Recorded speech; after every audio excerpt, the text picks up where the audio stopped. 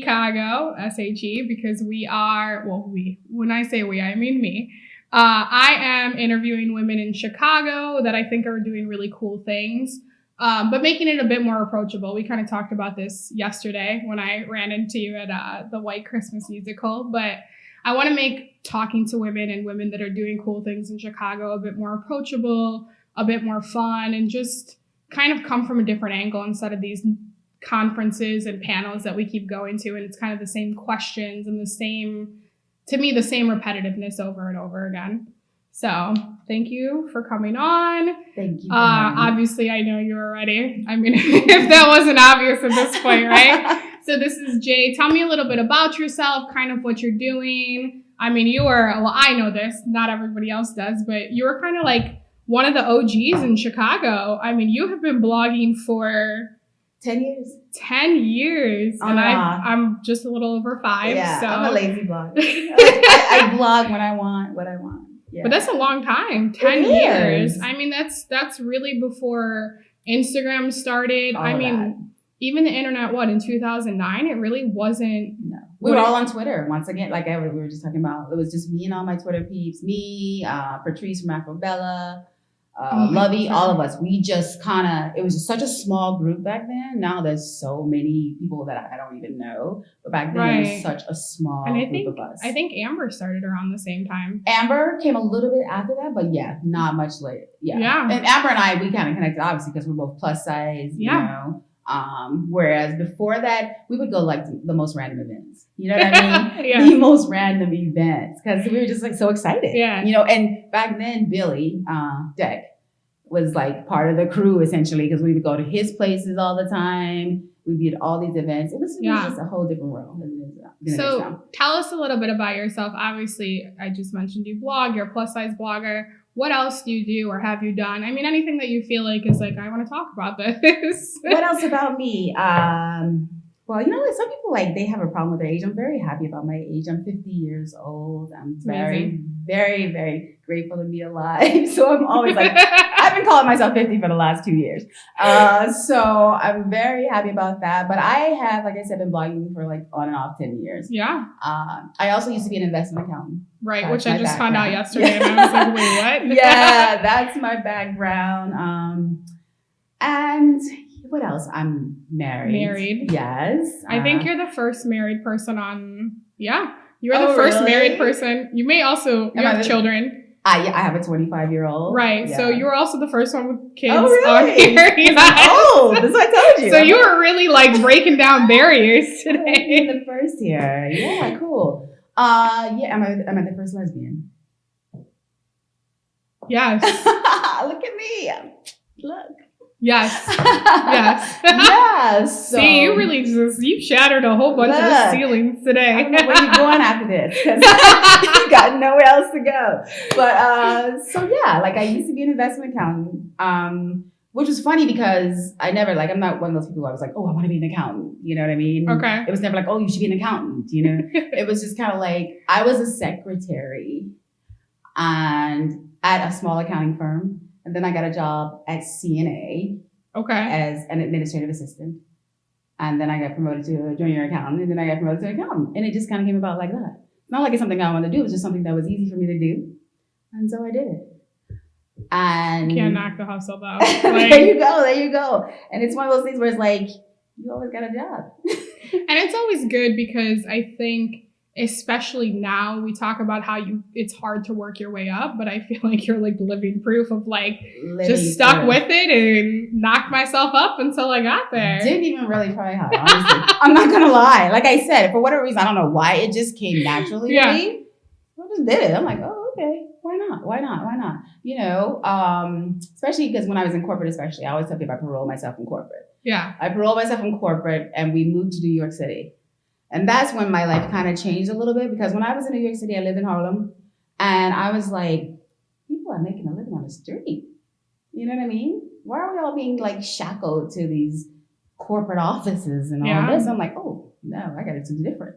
And that's when I went out on my own and I just started doing bookkeeping for people. always tell people, no, I don't do taxes. No, I don't want to ever. But that's when I started doing. I mean, I literally had clients in Queens. I had all kinds of clients. I love it. You know, and so New York was kind of like a changing point for my life in so many ways. That's why it's my heart home. I love you, New York. I'm always, you know, I feel indebted The to podcast it. is about Chicago. So I know, but I'm just saying, I feel indebted to New York. But I'm a Chicago born and bred girl, so we're still about Chicago. But New York definitely caused a trajectory, I guess you can say, in my life, because then I realized that anything is possible. Okay. Yeah. I love it. Yeah. So, you know, I'm gonna have to take you away from New York for a little Bring bit, me back unfortunately. because I did come back home. Right. Yes. This is the first question I asked because I am a huge brunch advocate. Love, love, love brunch. But I'm actually really excited to hear your answer because you're vegan. So I think... Am I the first vegan? Yeah. I knew you were about to ask that. Yes. You are the first vegan. Everybody else we have had on here eats meat. Okay. Eats meat, right? Like, I don't even think we've had a vegetarian on here yet. Wow. So you're really just breaking it all down. So I just am curious, like, where is like your go-to spot? If you had to pick like one spot for brunch to recommend in Chicago, or you can just, you know, name a few real quick, but where do you go? Because I'm really curious. Well, you know, Chicago is such a food town, right? Such a good one. My wife is a chef. Of course. So, Okay. So we don't really go out much like that. But when we do go to brunch on a regular basis. Love it. And we go to Soul Veg. Where is that? Soul Veg is on 76 in Indiana. 70, yeah. Soul Vegetarian. It's vegan though, but they call Soul Veg. I have been to B Gabs. Love B Gabs. Love her bigger space that she has. Did you go to B Gabs in her new space or in her old space when it used to be like around the corner? You couldn't really find it. It was a little tiny space. No, I think it's a newer one because it's like kind of across from that like fire station and yeah. Mm-hmm. Okay. Yes, love B Gabs as well, but I don't really go to B Gabs for brunch. When it comes to brunch, it's just like the only vegan place that I really know. So I was like, let me just list one. But I love B Gabs and I love the person behind B Gabs. Okay. She's pretty cool. But yeah, so they're just kind of like our go-to. Because, you know, I'm a pancake girl. I love some That's pancakes. good to know. That was literally what I was about to ask. I was like, what do you eat? I get the pancake. I get the tofu scramble. Tofu scramble sounds amazing. I love tofu. It's so good. I mean, that's what I go to. Soul Veg. I'm going to have to keep that in mind. Okay. Yes, so pancakes, when they are vegan, what are they made of?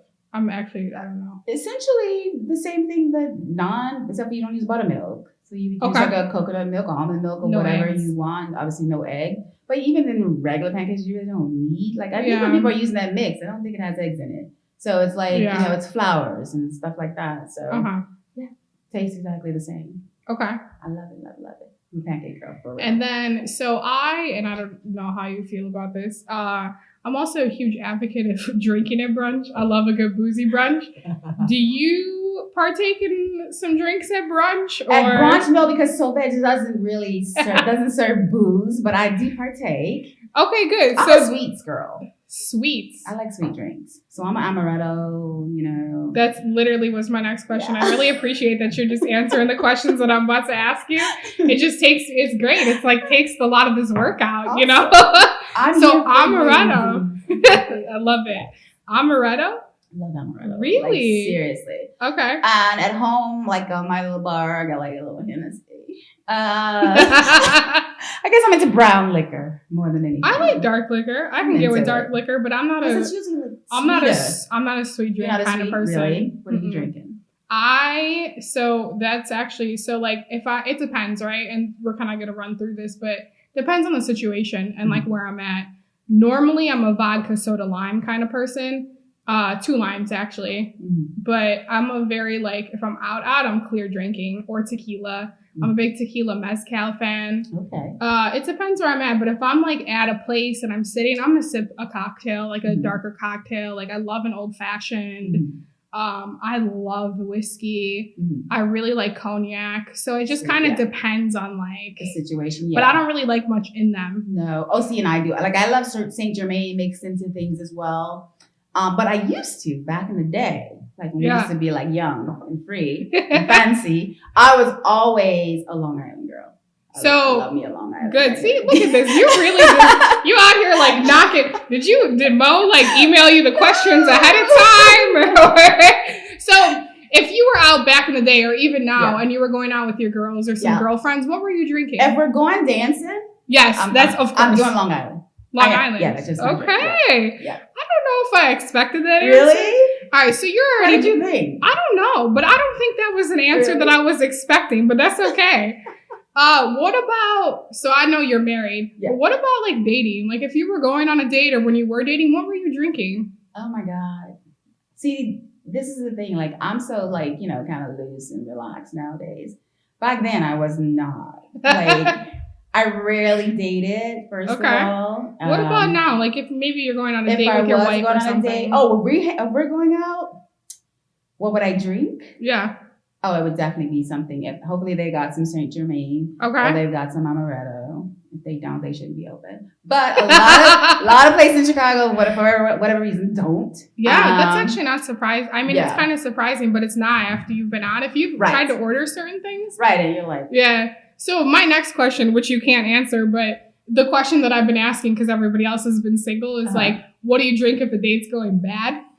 So since what would I drink if the date was going bad? If you're like, man, this date is horrible. Going bad, I'm like, and like the date was paying. Yes. I want the most expensive thing on the menu. Can I get that menu back, please? I'm serious. Let me get that bottle of Dom. Like, look.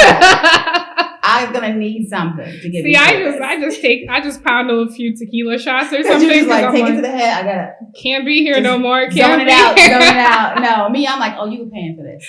What about like a work event, a work function? I mean, a lot of the blog events, right? Like, what do you drink at them? Just whatever they have, or?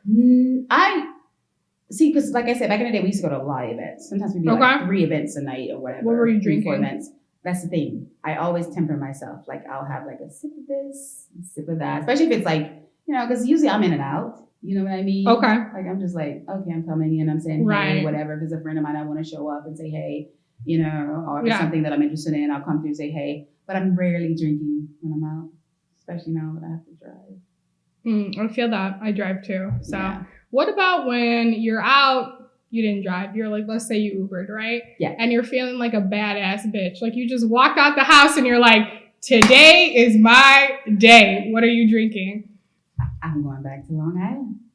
Yeah. Really? I am. Okay. It's my jam, especially if they make it right.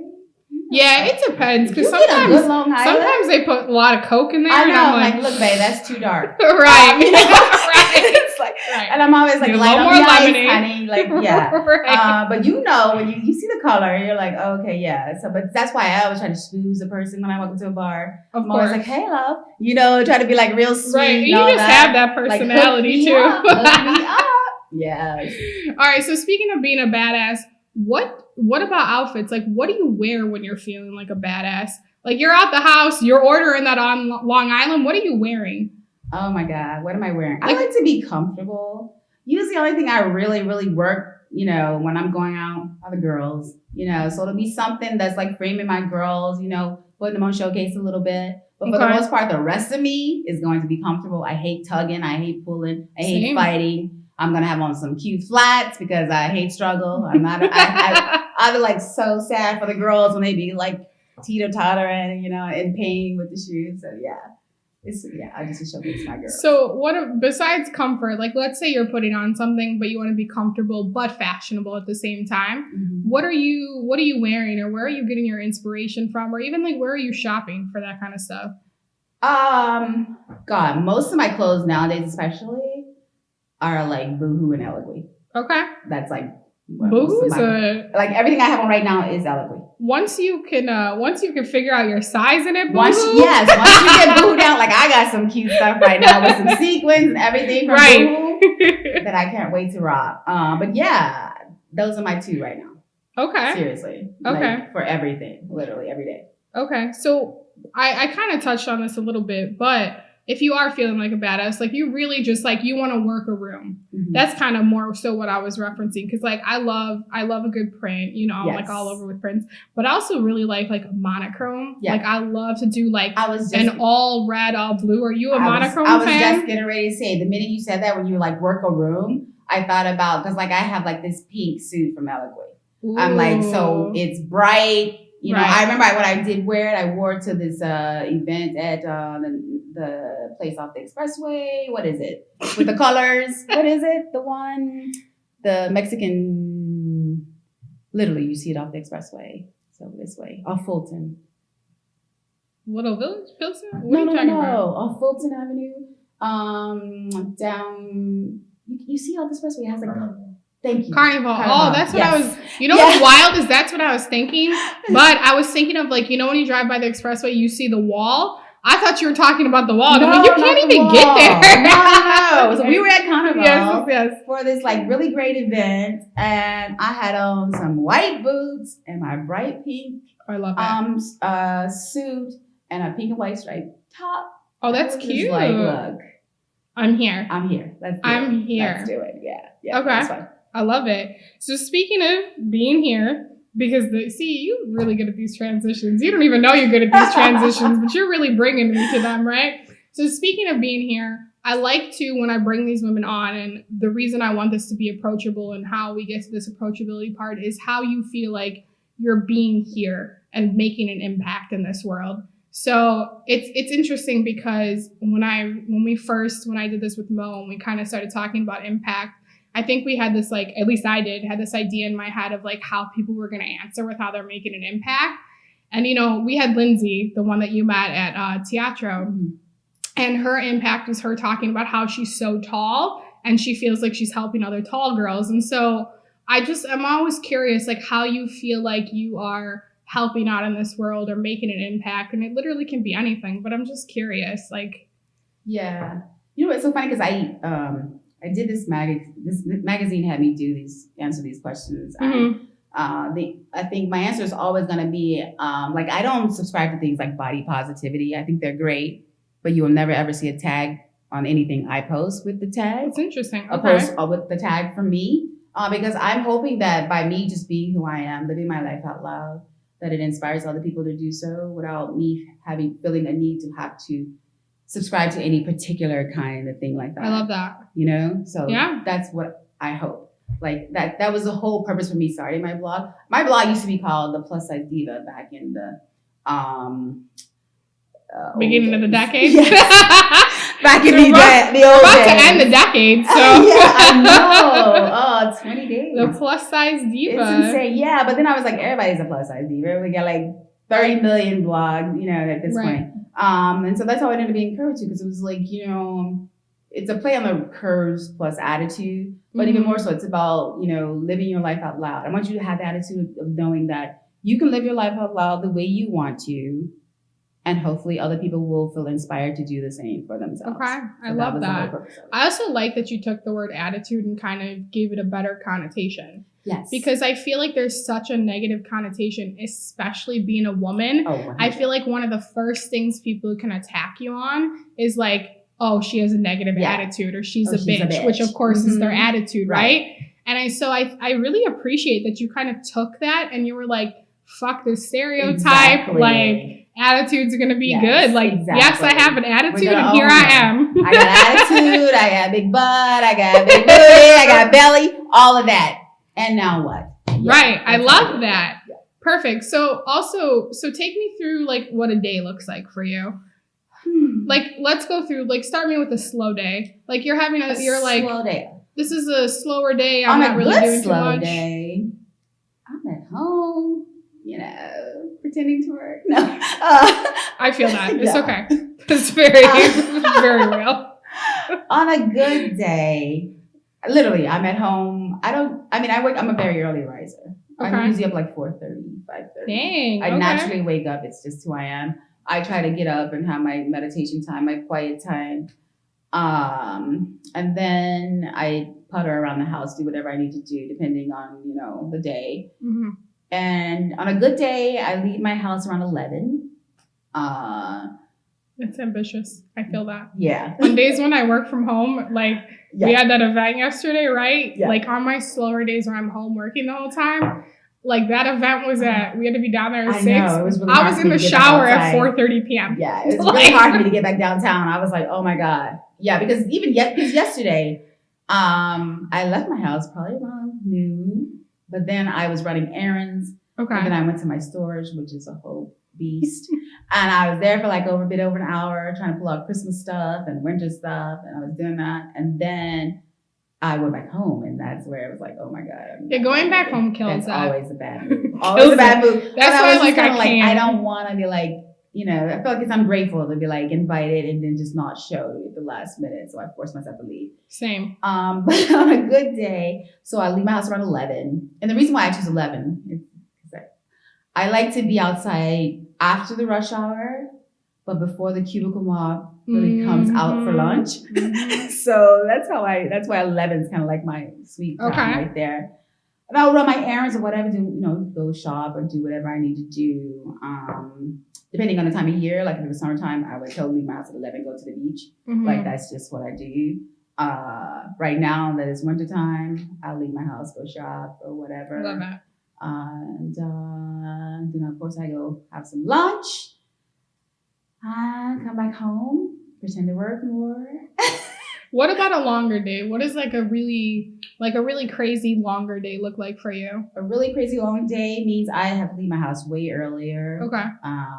Depends on what I'm doing. Like sometimes, like there are some days when I've had to leave my house. Okay, like in the summer, for example, I was going to the beach. Well, I was going riding with my friend. Like I love biking. So I committed and had her commit that we would go ride. Yeah. At like, 7 a.m. Yes.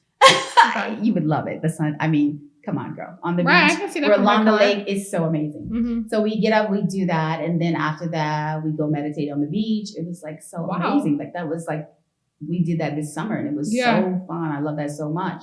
Then go back home, do a little work, and usually after that, I'm a little bit more inspired to go home and actually work. Okay. You know what I mean? Because I spent my morning the way that I wanted to, in a way that really inspired me, fueled me, made me really want to be like, okay, now I can go and get some work done. And then that would usually involve, and I'm a napper. I love my naps. So when I don't get my naps, which I haven't had for the past 2-3 weeks, I'm not like at my optimum. So like we both were saying last night, I'm tired because I've been ripping and running. Because even before these last 3 weeks, we were on a road trip. We do a road trip every fall, winter. Okay. To go see the grandbaby. And we did that. We were gone for a week. And so I never really got a nap, and I still haven't gotten a nap since I've been back. And so on a good day, I would have my nap, and then I would get up, and then we may go to a movie or we go out to eat, and then come home and, Okay. That's a good day. So I like how you touched upon, because what this actually brings me to is one of the last things we talk about, and it's kind of about mental health. It's a little bit about a lot of things, right? Because the reason I wanted to specifically interview women is not really even that it's an untouched market, because at this point it almost feels like it's like consistently like women, all women panels and women blogging and women this. And like, yeah, of course, like it's great. But for me, the reason I wanted to speak more to women is every woman that I have brought on this show is doing like a million things. And I feel like that's very true for women and very real, is like we're kind of putting our hands in so many things and we don't know when to slow down. So I like that you talked about how in the mornings it seems like you take time for yourself no matter the kind of day. Like if it's like a slow day or a long day, you meditate, you said you went on bike rides, you go to the beach. Have you always been like that, or did you like have to find a point where you got to that? Or Oh yeah, I definitely wasn't like that. Okay. I moved out on my own when I was 19. Wow. And I was just like, oh, I gotta work. I was working. Right. I had my kid when I was 25. Something I was like, I was a mom. So I had my kid when I was 25 and I still was going to school. So we would literally get up. I would get up 3 a.m., do my homework. Oh my God. Wake her up, take her out west, come back downtown to go to work. Where were you living at that point? I was living in Bronzeville. So you were going from Bronzeville to the west side. I was going from 29th and King. I lived in Prairie Shores. 29th and King Drive. Yeah. All the way out west, 4200 West. Wow. That's if nobody knows that, that's actually kind of a hike. Like people think the south and west side are close. Oh no. And they're really not. No. Especially we were on transit as well. So she was strapped to me. Like I never used a stroller. She was always strapped to me. You were going from the Bronzeville-ish area to the west side? I was. By that's where transit? my mom lives. Oh my God. So I would do that, take her there, come back downtown to go to work, go to school. Where was school? School was downtown. Oh, okay. I thought you were about to be But then I would like... go back out west, get her, and go back home. And this was all in a day? This was a day. Wow. This was a day. Ooh. So, of course, then I didn't know anything about taking time and having, and trying to reset myself at the beginning or the end of the night.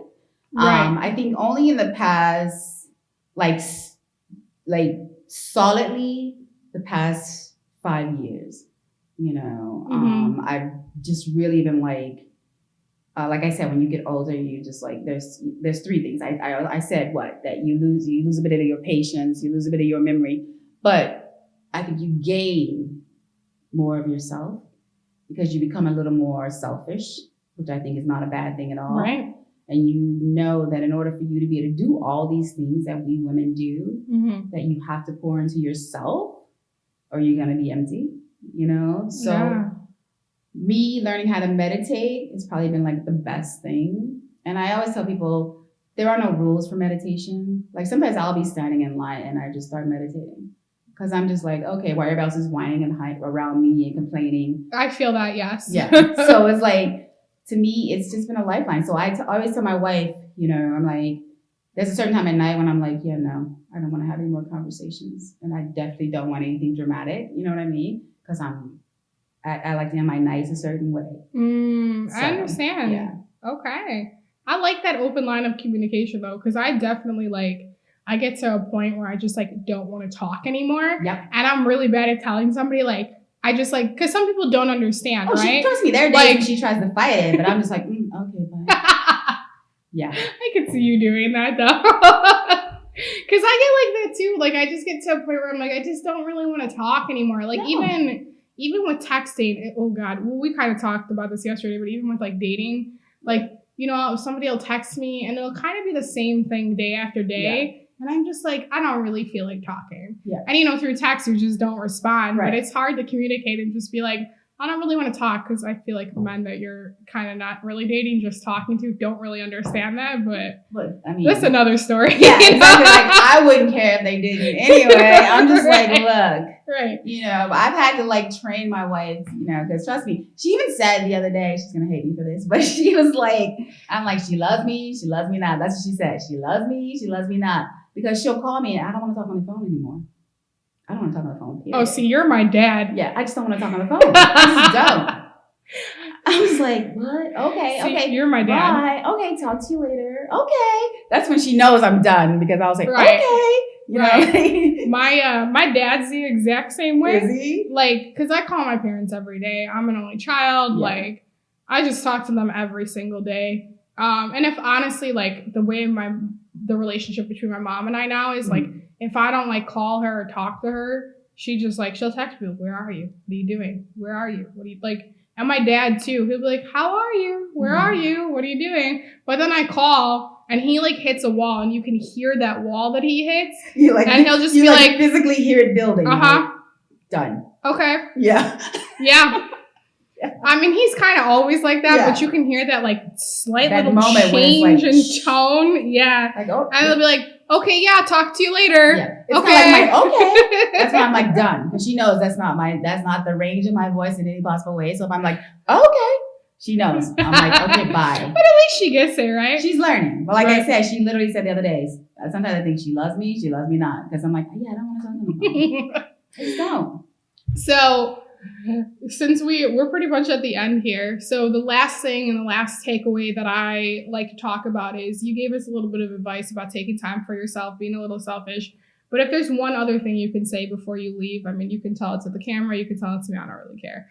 But is there one thing that you would say to people watching this, maybe people that have followed your path or been in your shoes or maybe are in your shoes when you were younger? Is there something that you would maybe want to say to them or something, some advice or really anything? Some advice. Or it can even be I went through this and I don't know. I don't really like cliches, so. Well, it's so funny. I was out with one of my guys yesterday shooting him. And I told him about, it's what I call my 200 block story. It's about an incident, a day in New York City. And I just tell people all the time, you know, people think that, like, people in my life probably think that I'm pretty stubborn, pretty stern, pretty, like... It's funny because I would literally never think that, but okay. Really, yeah. No. Because I'm always like, just make it happen. Just get it done. Okay. You know what I mean? So you're Mo. That's fine. Yeah. So I think for me, I always just try to remind people that anything is possible. You know, like if you really, I hate excuses. You know what I mean? Because I know, the universe has shown me that anything is possible. It may not be happening at this particular moment. It may seem like it's never going to happen. But ultimately, you always come out on the other side and you're like, oh my God, yeah. You know, that's why people think, I think some people, like you just said, people probably think I'm always so, you know, like in a, you know, chipper, happy. Yeah. And it's because I'm so grateful. Like that, people ask me how I'm doing, I always say I'm grateful because I am, because I have been in places where you would not ever feel grateful and come out of them so well. Yeah. You know, so I always say, well, the universe always comes through. So I always tell people, you know, it might not seem so grand right now, but think about your life. Haven't you always gotten through? Right. No matter how hard it was, no matter how difficult it was. You know, so that's what I always just try to remind people. Okay. Practice gratefulness. Yes, always. Thank you so much, Jay. Thank you for coming on. And also thank you for coming on because I learned more about you that I didn't know. Like that traveling from the south side to the west side on transit will really stick with me forever because I've done it even by car and I know how long it takes. So thank you so much for coming on. Thank you for being here. And I'll obviously see you soon. Yes, it was fun. Thank you for having me. Thank you.